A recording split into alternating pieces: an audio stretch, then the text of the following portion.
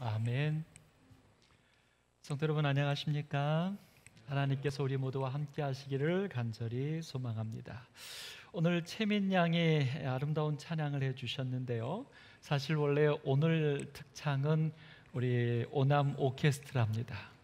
근데 한 10여 명이 이렇게 찬양을 하려고 하다 보니 녹화할 때도 4명씩 나눠서 녹화해야 되고 또 교회 와야 되고 이런 것들이 여의치 않아서 우리 최민 양이 대신 이렇게 찬양을 좀 준비해 주었습니다. 우리 오남께 전속 솔리스트 같아요. 그런데 제가 왜 말씀을 나누냐면, 오늘 최민 양이 고른 이 시선이라고 하는 찬양 저도 처음 듣습니다. 그런데 이 가사가 여기 후렴 부분, 모든 시선을 주님께 드리고 살아계신 하나님을 느낄 때, 우리의 삶에서 모든 감각들을 하나님을 향할 때, 예수님을 향하면 살아계신 하나님을 느끼게 된다라고 하는, 그렇게 하나님을 느끼게 되면 내 삶은 주님께서 이루시는 구원의 역사가 되고 하나님은 나를 통하여 일하기 시작한다. 참 아름다운 가사입니다.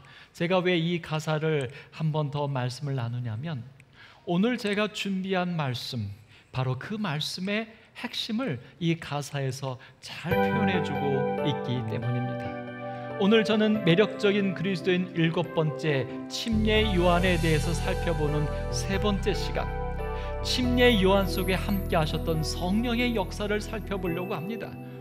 보고 봄에 침례 요한에게 바로 오늘 이 찬양의 가사에서 얘기했던 것처럼 성령이 그의 삶을 통하여 역사하실 수 있었던 이유는 무엇인가? 바로 침례 요한이 보고 또 보았다는 것입니다. 그의 모든 삶에서 침례 요한은 메시아를 보기를 원했고, 메시아를 보았을 때 그는 그의 모든 삶 속에서 하나님을 찾을 수 있었다는 사실입니다. 여러분, 오늘 우리는 링컨 대통령의 유명한 연설 3분밖에 되지 않았지만, 이 연설은 세계에서 가장 치는 명연설로 손꼽히는 연설입니다. 그 연설 중에 아주 유명한 한마디 문장을 우리는 기억하고 있습니다. 바로 국민에 의한 국민을 위한이라고 하는, 정말 우리가 듣기에 가슴 정말 이렇게 뿌듯하게 하고 정말 희망을 주는, 이 세상의 어떤 권력자들이, 이 세상의 어떤 자들이, 어떤 위정자들이 정말 이렇게만 할 수 있다면, 아니 우리의 존재가 이 세상에서 이런 존재라면 더없이 행복하고 감사하지 않겠습니까? 이 세상의 모든 것들이 나를 위해서, 나에 의해서, 그 다음에 우리들이, 내가 이 세상의 삶을 만들어가고 이루어가고 결정하고 있다면 그것만큼 행복한 일이 어디 있겠습니까? 오늘 나의 삶에서, 나의 가정에서 어떤 것을 선택하고 어떤 일이 이루어지고 있고 어떤 것은 포기되고 하는 이 모든 것들이, 오늘 여기 말한 이 3가지 관점이라면 그 모든 것들이 나에 의해서 결정되기만 하면 그렇게 되고, 그 다음에 나를 위한 결정이라고 한다면 이것보다 더 행복한 삶이 어디 있을까요? 아마 우리 모두는 다 이런 삶을 소망할지 모르겠습니다. 사실 그런데 이 링컨이 말했던 이 3가지 위대한 문장에는 이것만이 다가 아닙니다.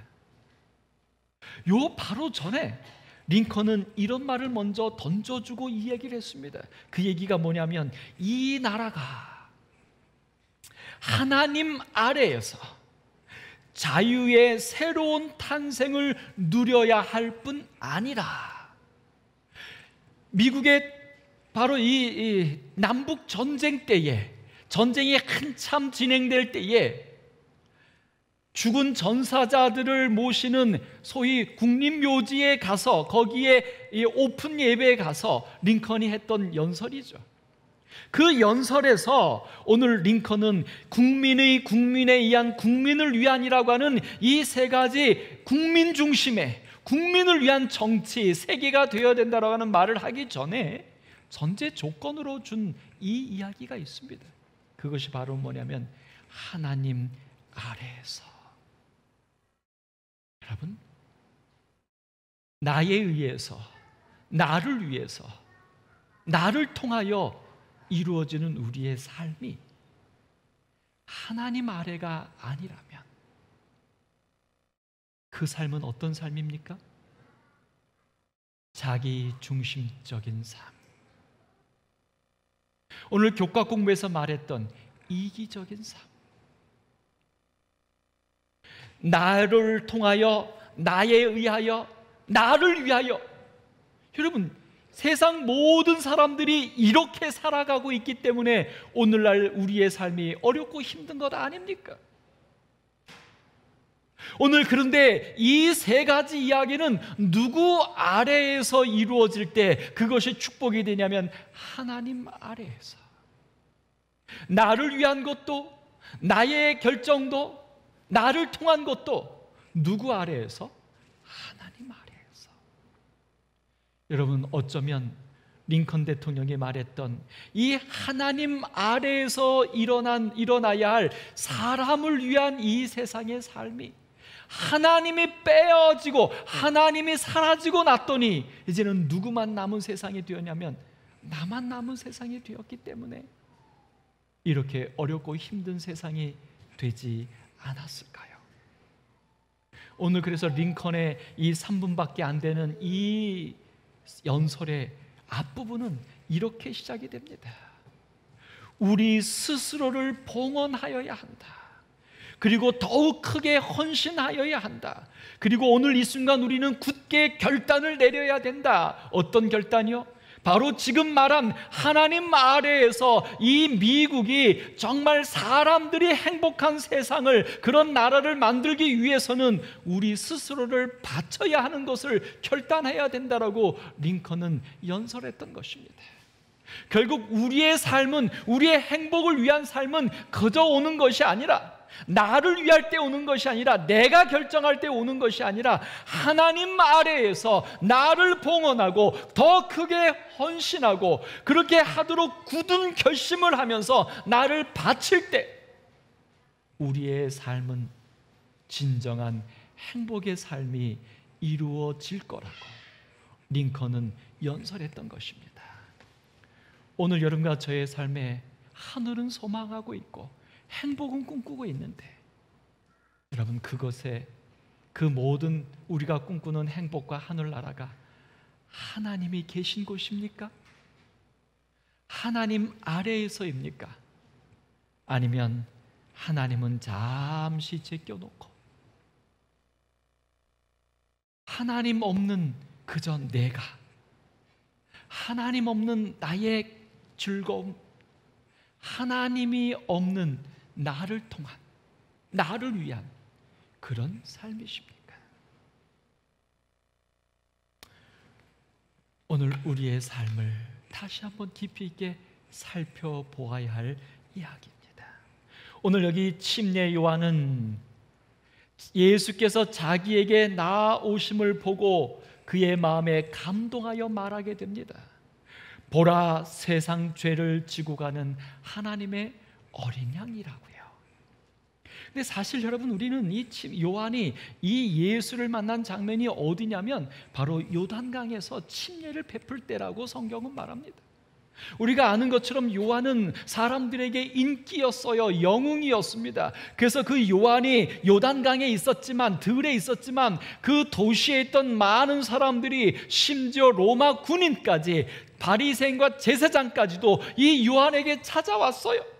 그리고 요한이 찾아오는 그들에게 회개하라, 침례를 받으며 너의 죄를 고백하라 라고 말할 때 그들이 다 요한의 말을 듣고 침례를 받았습니다. 이 요한은 스타였기 때문에 많은 사람들이 늘 요한을 찾아왔던 거예요. 근데 찾아왔던 그 많은 사람들 중에서 어느 날 예수가 찾아온 것입니다. 근데 여러분, 우리가 아는 예수님은 오실 때 어떻게 오십니까? 혹 어떤 사람들처럼 내가 누군지를 나타내면서 오시는 예수님이 아니십니다. 그리고 오시면서 그 침례요한에게 요한아, 내가 예수다, 내가 메시아야? 아니요. 예수님은 겸손하게 그 몰려드는 사람들 중에 섞여서, 이때 당시 예수님은 제자도 없었습니다. 아직 제자도 부르기 전입니다. 침례받기 전이니까요. 그분 혼자 볼품도 없이 드러내지도 않고 그렇게 찾아온 것입니다. 그런데 어떻게 침례 요한은 예수를 알아본 것일까요? 오늘 여러분과 저는 이 세상에서 살아가고 있습니다. 어떻게 하면 우리가 이 세상에서 예수를 알아볼 수 있을까요? 오늘 우리의 삶은 만만치 않은 어려움과 고통들이 있습니다. 벗어날 수 없는 죄의 올무들 속에 있습니다. 이런 우리의 삶에서 어떻게 하면 예수를 볼 수 있을까요? 예수님을 만날 수 있을까요? 아침에 눈을 떠서 밤에 눈을 감을 때까지, 아니 잠을 잘 때까지 꿈속에서도 우리는 무언가에 쫓기기도 하고 어떤 근심 속에서 우리는 허덕이고 있습니다. 이런 우리들의 삶에서 어떻게 하면 예수를 볼 수 있을까요? 세상 죄를 지고 가는 하나님의 어린 양, 나의 모든 죄를 지고 나를 구원으로 인도하는 그 어린 양 예수를 볼 수 있을까요? 오늘 이렇게 예배드리는 하나님을 소망하는 여러분 모두에게, 여러분 어떠한 삶에서 있을지라도 오늘 침례 요한처럼 예수 그리스도를, 하나님의 어린 양을, 여러분의 죄를 지고 가 주시는 메시아를 볼 수 있게 되기를 간절히 축원합니다. 여러분, 여기 침례 요한이 그 사람들 중에서 예수를 볼 수 있었던 한 가지 이유를, 비결을 찾아볼 수 있는 멘트 하나가 나오는데 이렇게 말합니다. 내가 전에 말하기를. 예수를 보고 하나님의 어린 양이라고 알아맞추었던, 알 수 있었던 그 침례 요한이 말하는 것입니다. 내가 저 사람이 예수고 저 예수가 하나님의 어린 양의 사실을 내가 어떻게 알게 됐냐면 내가 전에 말했지 않냐? 침례 요한이 지금 예수를 알아볼 때까지 그가 살아왔던 삶이 있어요. 어떻게 살아왔는지 그 이유가 있습니다. 사실 이 침례 요한에게 사람들이 왔습니다. 제사장들이, 레위인들이 보냈습니다. 제사장들과 레위인들이 요한에게 자기의 사람들을 보내어 묻습니다. 뭐라고 묻냐면 내가 누구냐? 침례 요한에게 묻는 거예요. 너가 누구냐? 여러분, 침례 요한이 누굽니까? 이런 질문에 대하여 침례 요한은 이렇게 대답했습니다. 뭐라고 대답했냐면 나는 그리스도가 아니야. 그리고 두 번째, 나는 그리스도가 아닌데 오히려 나는 그리스도를, 주의 길을 곧게 하라고 광야에서 외치는 자의 소리일 뿐이야. 그리고 한마디 더 합니다.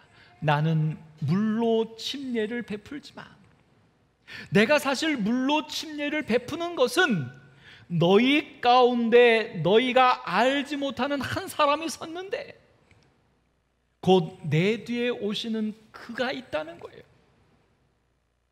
나는 그의 신발끈을 풀기도 감당하지 못한다는 거예요. 오늘 침례 요한은 전에 말했어요. 아니, 침례 요한은 지금까지 살아오면서 침례 요한은 나는 그리스도가 아니다. 내 뒤에 그분이 오신다. 나는 그분의 신발끈도 풀 수가 없다. 무엇을 얘기합니까?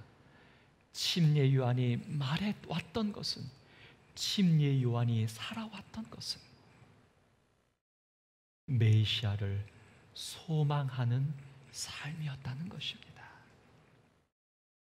그가 약대 털옷을 입고 들에 살면서 메뚜기와 석청을 먹으면서 자기에게 찾아오는 사람들에게 침례를 베풀었던 것은, 그 모든 그의 삶은 무엇을 소망한 삶이었다고요?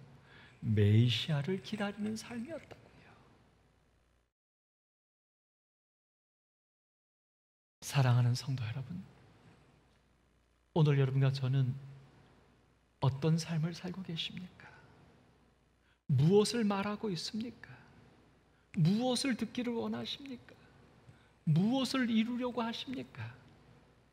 여러분이 살아오는 그 모습대로 여러분에게는 보일 것입니다. 들리게 될 것입니다. 이루게 될 것입니다. 씨를 뿌리고 뿌린 대로 거두는 것이 세상의 이치일 뿐만 아니라 성경의 진리이기 때문입니다. 침례 요한이 그 자기에게 다가오는 많은 사람들 중에서 자기를 드러내지도 않았지만 그 예수를 하나님의 어린 양이라고 알아볼 수 있었던 이유는 침례 요한이 그동안에 살아왔던 그의 모든 삶에서 침례 요한은 바로 구약에 예언된 메시아를 기다려왔기 때문인 것입니다. 그의 모든 삶은 메시아를 만나기 위한 삶이었기 때문입니다. 그러므로 침례 요한은 예수를 보자마자 예수님이 내가 메시아야라고 알려주지 않았어도 오늘 침례 요한은 예수를 하나님의 어린 양임을 알아볼 수 있었던 것입니다. 여러분은 왜 신앙을 하십니까? 여러분은 왜 성경 말씀대로 사시려고 노력하십니까? 아니, 여러분은 왜 하늘나라를 가려고 하십니까? 그런 것들을 통해 내 삶에 일어나는 변화들 때문입니까? 그런 것들 때문에 내가 얻게 될 어떤 축복들 때문입니까? 글쎄요. 그러나 오늘 여러분과 제 자신에게 침례 요한의 신앙을 제안 드려 보려고 합니다. 메시아를 소망하는 신앙을 사십시오. 하나님을 소망하는 삶을 사십시오. 그리하면 이 모든 것을 우리에게 더해 주실 것입니다. 더해 주는 것을 소망하는 삶을 살다 보면 예수님도 메시아도 하나님도 볼 수도 들을 수도 경험할 수도 없을 뿐입니다. 사도 바울은 로마서 5장 5절에 그래서 우리에게 이렇게 말합니다. 소망이 우리를 부끄럽게 하지 아니한다. 내가 소망하는 것을 하나님은 들어주신다는 것이에요. 그러므로 오늘 내가 무엇을 소망하느냐에 따라서 내 삶이 그렇게 이루어진다는 것입니다. 여러분, 오늘 여러분과 저의 소망이 무엇입니까? 오늘 여러분과 저의 소망이 침례 요한의 소망이 메시아였던 것처럼 오늘 우리의 소망이 메시아요 하나님이시기를 간절히 바랍니다.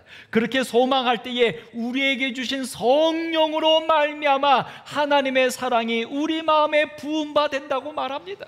우리가 예수를 메시아를 소망하면 그 소망하는 예수님 메시아가 성령을 통하여 우리 속에 그분의 사랑이 가득 부어지게 되어서 우리의 삶이 어떠할지라도 우리는 행복하고 우리는 감사하고 우리는 구원의 기쁨 속에서 살아간다는 것입니다. 오늘 여러분과 저의 소망이 침례 요한의 소망과 같게 되기를 간절히 바랍니다. 여기 침례 요한의 그 다음의 삶에 보면 또 아름다운 장면을 하나 우리는 보게 됩니다. 무엇이냐면 요한이 예수님을 물에서 침례를 주게 됩니다. 침례를 주고 물에서 예수님이 올라오실새 기가 막힌 장면이 나오죠. 성령이 비둘기같이 하늘로부터 내려와서 그 예수님 위에 임하십니다. 그리고 우리는 한 소리를 성경은 이야기하죠. 이는 내 사랑하는 아들이요 내 기뻐하는 자라. 여러분, 이 성령을 볼 수 있다는 것, 하나님을 볼 수 있다는 것, 하나님의 소리를 들을 수 있다는 것, 모세가 그렇게 원했고 그렇게 소망했는데 성경에 기록된 것처럼 모세는 그저 바위 틈 사이에서 지나가는 하나님의 등짝밖에 보지 못했어요. 그리고 그 시내산에서 하나님이 이 모세와 대면하여 막 말하는 소리를 들었을 때에 그 시내산 밑에 있었던 이스라엘 백성들은 두려워서 꼼짝달싹 못했어요. 그래서 하나님의 소리를 듣는 것조차 그들은 두려워했었던 그 모습입니다. 세 명의 제자들이 변화산에서 예수님께서 변화되신 모습을 보았을 때 그들이 너무 감동하여서 그냥 이곳에서 죽을 때까지, 아니 영원토록 살고 싶겠다고 소망을 말할 수밖에 없었던 그 멋진 장면이에요. 그때 또 하나님의 소리가 들리게 되죠. 여러분, 결국 하나님의 형상을 본다는 것, 하나님의 음성을 듣는다는 것은 대단한 영광이고 축복입니다. 근데 오늘 여기 침례 요한이 바로 그 예수님에게 임하는 성령을 보았고 예수님에게 하시는 하나님의 음성도 듣고 있습니다. 내가 보매라고 정확하게 말해요. 다메섹 도상에서 사울이 예수를 계시 가운데 볼 때 그 사울과 함께 쫓아갔던 사람들은 성경은 말합니다. 그냥 어떤 두렵고 떨리는 웅성거리는 소리만 들었지 예수를 보지 못했다. 스데반 집사가 돌에 맞아 순교당할 때에 스데반 집사의 눈에는 예수님을 보았습니다. 하나님 보좌 우편에 계신 예수를 보았습니다. 그러나 스데반 집사에게 돌을 던지고 있던 그들은 그저 무언가 두려움 속에 쌓였을 수밖에 없었어요. 사랑하는 성도 여러분, 오늘 여러분과 저도 성령의 임함을 보실 수 있게 되기를 간절히 바랍니다. 우리의 삶에서 예수님의 하나님의 음성을 듣게 되기를 간절히 바랍니다. 제 삶 속에서도 그렇고 제 곁에 있는 지인의 삶 속에서도 그렇고 정말 요즘 시대는 성경만 갖고 안 되는 것 같습니다. 여러분은 아니세요?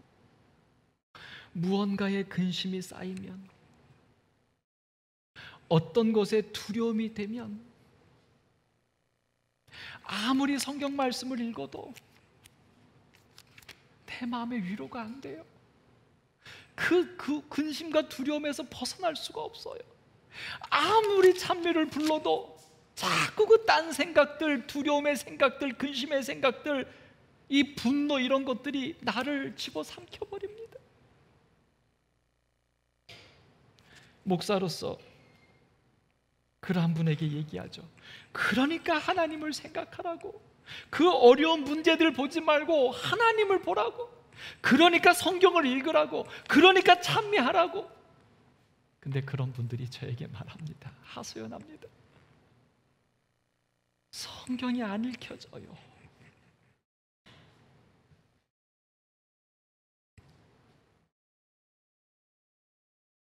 여러분, 우리에게 무엇이 필요할까요? 하나님을 보아야 합니다. 이제 하나님의 소리를 들어야 합니다. 성경을 읽는 것이 아니라 성경의 말씀이 살아서 운동력이 있어서 나에게 비둘기같이 임하시는 성령이 되어야 합니다. 하나님이 나의 찬양을 들으시는 것만이 아니라 나를 향하여 하나님이 말씀하시는 것이 들려야 합니다.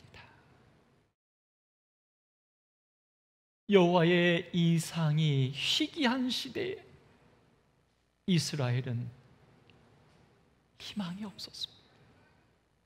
오늘 지금처럼 희망이 없는 이 시대에 오늘 우리에게 필요한 것은 여호와의 이상입니다. 성령의 임재요, 하나님의 소리입니다. 오늘 여기 침례 요한이 분명히 보고 분명히 들었던 성령의 임재와 하나님의 소리가 오늘 여러분과 저의 것이 되기를 간절히 바랍니다. 아니요, 바라는 정도가 아니라 이제 이 시대는 그래야지만 견딜 수 있는 시대 같아요. 그래야지만 이길 수 있는 시대 같습니다. 꼭 이 아름다운 하나님의 선물이 오늘 우리 모두에게 있게 되기를 간절히 축원합니다. 여러분, 오늘 우리는 이 침례요한은 이런 고백을 합니다. 사실은 나도 그를 알지 못하였다. 나도 그를 알지 못하였다.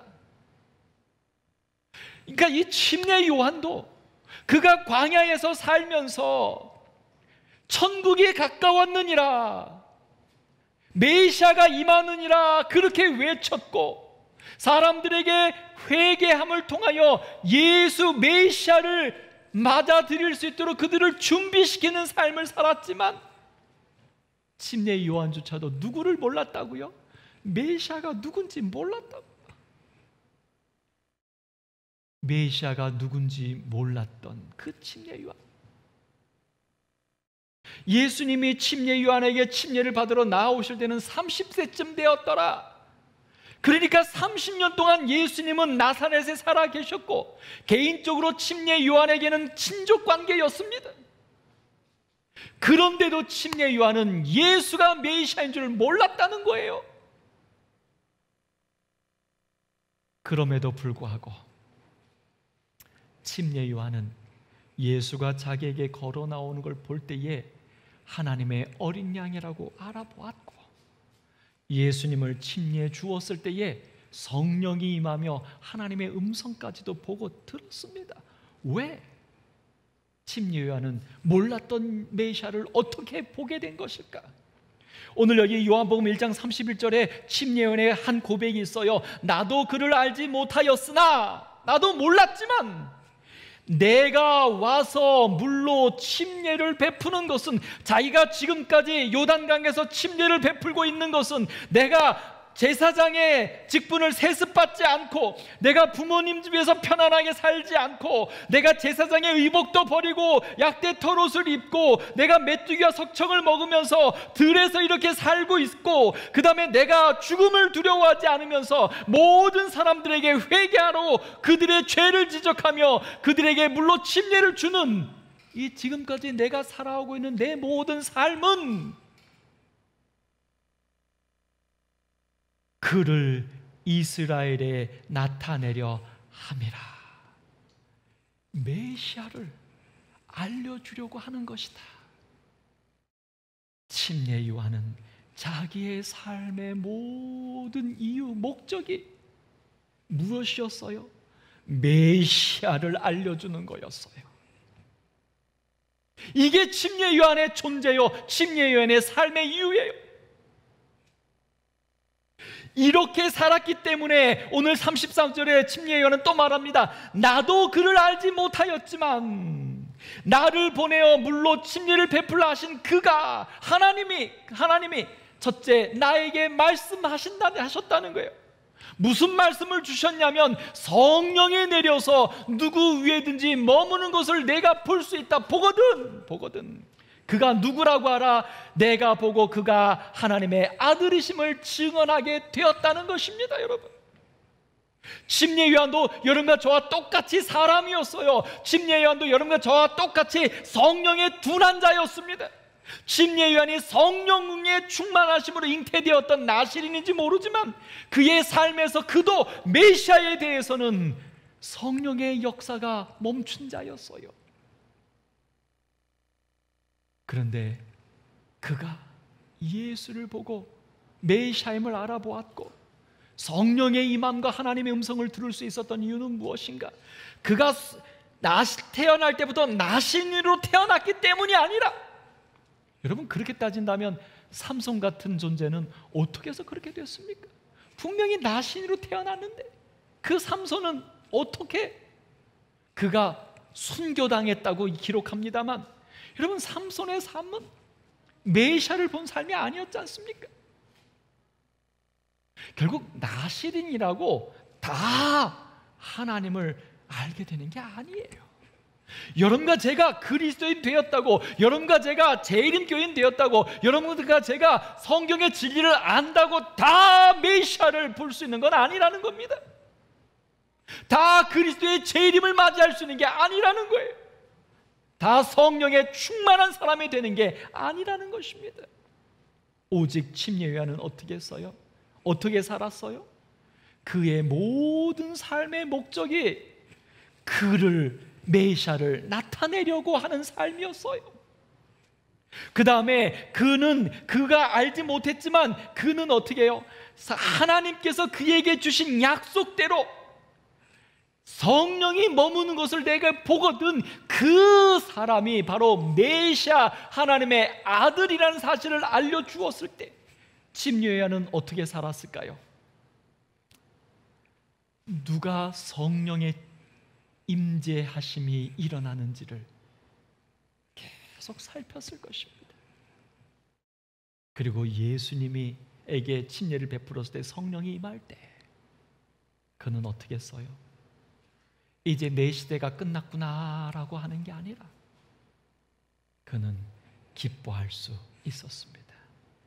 침례 요한의 삶의 목적과 그의 삶의 기준은 모두 다 메시아를 위한 것이었다는 사실입니다. 사랑하는 성도 여러분, 오늘 여러분과 저는 왜 살고 무엇을 위해서 사십니까? 하나 더 질문을 드려야 되겠죠. 여러분과 저는 왜 신앙을 하고 무엇을 위해서 신앙을 하십니까? 진지하게 한번 물어보시면 어떨까요? 그러나 침례 요한은 메시아를 세상에 알리는 것을 위해서 살았고,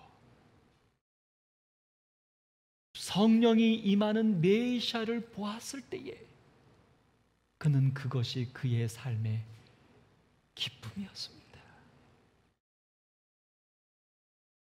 예수님이 침례 요한에게 어떤 구원의 약속도 주지 않았어요. 아니, 침례 요한이 예수님에게 어떤 축복도 요청하지 않았습니다. 심지어 침례 요한이 옥에 갇혀 죽어갈 때에 성경은 예수님이 옥에 갇힌 침례 요한을 돌아본 이야기가 없습니다. 그럼에도 불구하고 침례 요한은 요만큼도 예수님에 대하여 불평도 원망도 아쉬움도, 오히려 저번 안식에 말씀드렸던 것처럼 오실 그이가 당신입니까? 물었고 예수께서 보고 들은 것을 전하라고 말했을 때 침례 요한은 그 말씀을 듣고서 순교당했습니다. 기쁘고 행복하게. 왜요? 그분이 메시아이니까. 오늘 여러분과 저는 왜 신앙하십니까? 무엇을 얻으려고 신앙하십니까? 오늘 침례 요한의 모습처럼 오늘 우리의 모든 삶의 목적과 기준도, 우리의 신앙의 목적과 기준도 하나님을 만나는, 하나님의 음성을 듣는 그것이 우리의 모든 것이 되기를 간절히 소망합니다. 여러분, 사실 예수님께 이 땅에 태어나셨을 때 예수님의 탄생은 온 세상의 구원이기 때문에 하나님이 몰래 조용히 하지 않으셨어요. 그래서 하다못해 저 동방에 있는 박사들도 그 예수님의 탄생을 알고 찾아왔습니다. 사실 이 동방의 박사들은 성경을 아는 존재들이 아니었어요. 사실은 메시아를 기다리는 존재들도 아니었어요. 그들이 말하는 것처럼 유대의 왕, 그냥 별자리를 연구하던 자들이었는데 그 별자리 중에 특별한 별이 하나 생기니까 이것은 이 세상에 태어나는 위대한 영웅이다, 우리가 그 영웅을 좀 보고 싶다라고 하는 메시아를 기다리고 쫓아온 사람들이 아니었어요. 그럼에도 불구하고 그들은 예수를 보게 되었다는 것입니다. 목자들 또한 양을 치고 있었어요. 그 양을 치고 있는 목자들에게 천사가 나타나서 예수가 태어났다는 소식을 알려주었을 때 목자들은 그 예수를 찾아옵니다. 여러분, 사실 왜 이 목자들은 예수를 만날 수 있었을까요? 여기 궁금한 것 한 가지. 여러분, 다윗이 왜 사무엘 선지자에게 부름을 받지 못했습니까? 양을 지키느라고. 오늘 여기 목자들은 어떻게 예수를 알게 된 것입니까? 천사가 알려주었을 뿐만 아니라 천사가 알려줬을 때 이 목동들이 그 들에 있는 양들을 어떻게 하고 갔을까요? 여러분, 한번 생각해 보신 적 있어요? 그 목동들 중에 제비 뽑아서 호는 장겜뽀 해가지고 진 목동 하나만 남고 나머지만 갔을까요? 여러분, 성경에 기록되어 있지 않지만 저는 이렇게 믿습니다. 그 들에 있던 목동들 중에 너에게 기쁜 소식을 전한다라고 천사가 말했을 때 그 예수의 탄생이 기쁜 소식으로 들었던 사람들은 양 다 버리고 마구간으로 찾아갔을 겁니다. 결국 그 목동들은 왜 천사의 소리를 들을 수 있었는가? 왜 메시아를 만날 수 있었는가? 그들이 비록 양을 치고 있었지만 그날 밤도 온 밤을 지새며 양을 지키는 일에 있었지만 그들은 양을 지키는 게 그들의 삶의 목적도 그들의 삶의 기준도 아니었다는 것이죠. 그들의 삶의 목적과 기준은 구약에 예언된 메시아였기 때문에 그들은 그 모든 것을 버려두고 예수를 볼 수 있었다는 사실입니다. 여러분, 그런데 예수님의 탄생에 우리는 또 한 사람들을 보게 됩니다. 바로 헤롯 왕입니다.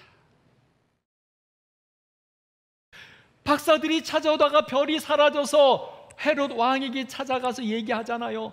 이 땅에 왕으로 태어나시리가 오는데 어디냐? 왜 갑자기 별이 사라진 겁니까? 그 별은 우리가 아는 것처럼 천사들의 무리였어요. 왜 사라진 것입니까? 그것은 바로 이 헤롯에게도, 아니 이 온 이스라엘 사람들에게도 예수님의 탄생, 메시아의 오심이 그들에게 구원이기 때문에 그래요. 그들에게 축복이기 때문에 사라져 줬던 거예요. 그들이 모르니까 알려주려고. 그래서 여러분, 헤롯이 알게 됐습니까? 예, 알게 됐습니다. 헤롯이 그 즉시 대제사장과 서기관들을 불러 모아요. 그리고 질문합니다. 야, 이스라엘에 왕이 태어난다는데 그곳이 어디냐? 그들이 오래 걸리지도 않았어요. 순식간에 그들은 유대 땅 베들레헴입니다라고 미가서의 예언을 찾아 주었어요. 그들이 알고 있었다는 거예요. 그리고 적어도 알게 되었다는 거예요. 근데 여러분, 헤롯과 대제사장과 서기관들은 예수를 보았습니까? 못 보았습니까? 못 봤어요. 못 봤을 뿐만 아니라 나중에 이 헤롯과 대제사장들은 어떻게 되었습니까? 헤롯은 한 2년쯤 지난 다음에 수많은 어린아이들을 예수를 죽이고자 하는 목적으로 죽여버리는 살인자가 되었고요. 이 대제사장과 서기관들은 급기야 어떻게 됐습니까? 33년이 지난 후에 예수를 십자가에 못 박아 죽게 했던 살인자가 되고 말았습니다. 무엇이 문제입니까? 성령의 충만이 문제입니까? 그렇다면 성령의 충만은 어디에서 오는 것입니까? 이 두 편의 사람들 속에서 성령의 충만은 어디서 오는 걸까요? 오늘 여러분과 저는 왜 성령의 충만함 속에서 우리가 이 땅을 살지 못할까요? 몰라서요? 아니요, 왜요? 오늘 또 하나의 미국의 유명한 대통령과 그의 고백이 있습니다. 존 F 케네디입니다. 존 F 케네디가 대통령 선서를 하면서 아주 유명한 한마디를 합니다.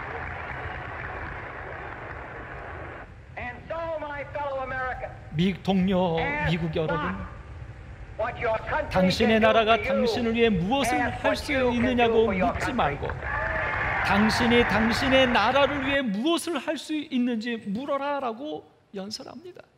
여러분, 사실 대통령이 대통령 취임사할 때는 대부분 이런 얘기 해야 됩니다.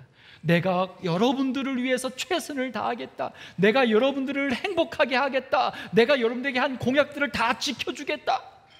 여러분들은 이제 내가 대통령이 됐으니 여러분들은 이제 희망이고 행복이 넘칠 거다. 근데 오늘 이 존 F 케네디 대통령은요, 국민들을 위한 연설을 한 게 아니라 오히려 반대로 국민들에게 희생을 요구합니다. 어떤 희생을요? 당신이 당신의 나라를 위해 무엇을 할 수 있는지 물어보라고 오히려 반대로 국민들의 헌신을 요청하고 있습니다. 여러분, 이 연설은 1961년도에 했던 이야기입니다. 아까 링컨 대통령이 했던 것은 1700년대, 1800년대 독립전쟁, 남북전쟁 때예요. 그때 링컨 대통령이 국민을 위한 국민을 향한 그 선언이 아마도 제가 말씀드렸던 것처럼 하나님 아래서는 빼지고 자기들만을 위한 미국이 되지 않았을까? 그래서 온 미국 사람들이 다 자기를 위해서 자기가 결정하고 자기에 관해서만 살아오니 미국이 점점 망해가는 것입니다. 타락해가는 것입니다. 그래서 이 케네디 대통령은 반대로 말하는 거예요. 너희들이 국가를 위해서 무엇을 할 수 있을지 고민해 보라고요. 사랑하는 성도 여러분, 성경의 역사 이래로 그리스도인들도 자기를 위할 때 타락했습니다. 초대교회도 자기들을 위할 때 작은 뿔이 되었습니다. 가룟 유다도 자기를 위할 때 예수님을 팔게 되었습니다. 오늘 이 땅의 마지막 백성인 라오디게아 교회 재림 성도들도 만약 내가 사는 것과 내가 신앙하는 것이 나를 위한 것이라면 우리도 어찌 될지 모릅니다. 오늘 침례 요한이 자기를 위해서 살았다면 침례 요한은 나시린으로 태어났을지라도 그가 비록 광야에서 회개의 침례를 주었을지라도 그는 메시아와 상관없는 존재로 끝났을지 모릅니다. 오늘 여러분과 저는 왜 살고 무엇을 위해 살고 왜 신앙하고 무엇을 위해서 신앙해야 성령 충만한 사람이 될까요? 오늘 분명히 로마서 14장 8절에는 우리에게 말합니다. 우리가 살아도 주를 위하여 살고 죽어도 주를 위하여 죽나니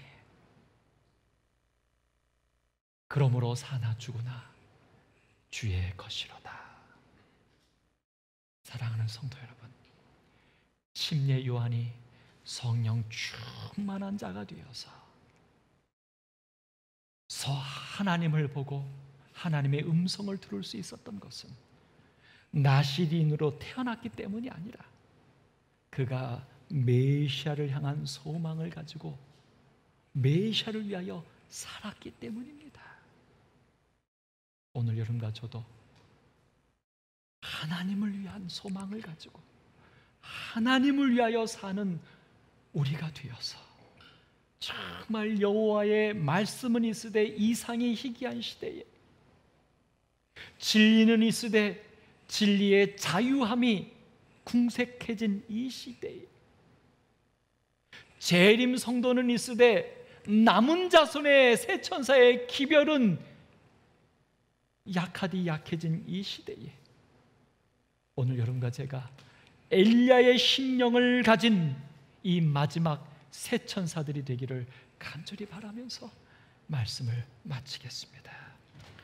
함께 찬양하겠습니다. 저 사망에서 너야.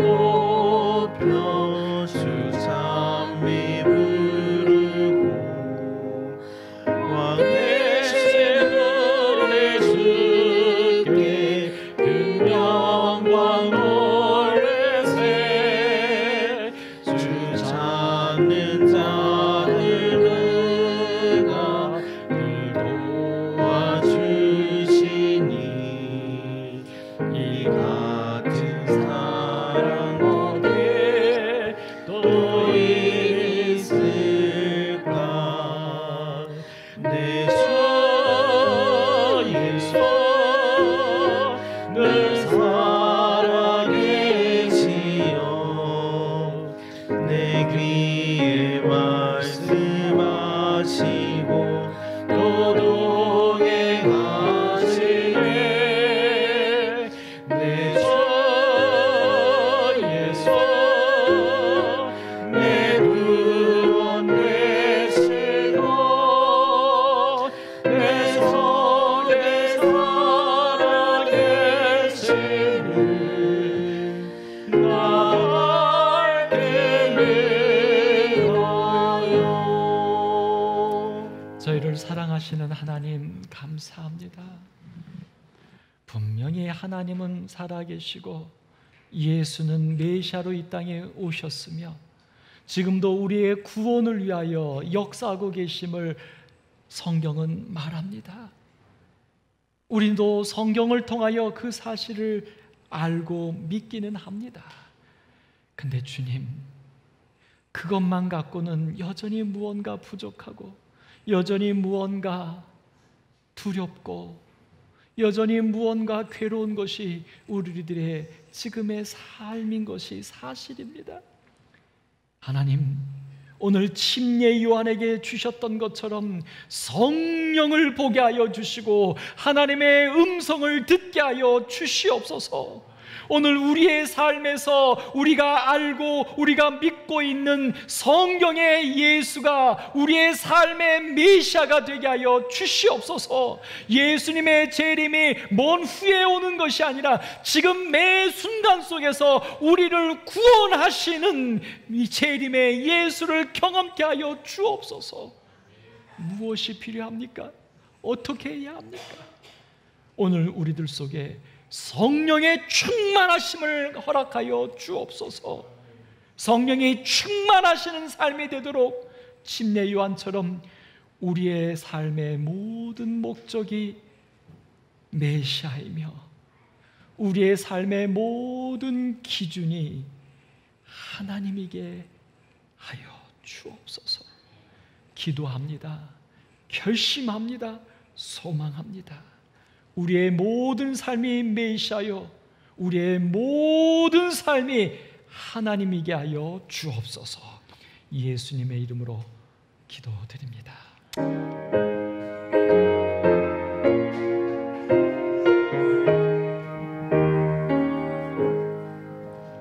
내 주님 오시리 확실히 오시리 내가 공중에서 주를 만나겠네. 내 구주 예수 확실히 오시네. 아멘. 예, 그렇습니다. 성도 여러분, 코로나하고 또 세상이 많이 힘들지요. 그럴수록 힘들고 어려운 것에 집착하지 마시고 오늘 말씀처럼 우리의 삶 속에서 함께 하시는 메시아 그 구원을 경험하는 일에 우리가 더 최선을 다하는 우리의 멋진 삶이 되기를 간절히 바랍니다. 행복하세요. 감사합니다.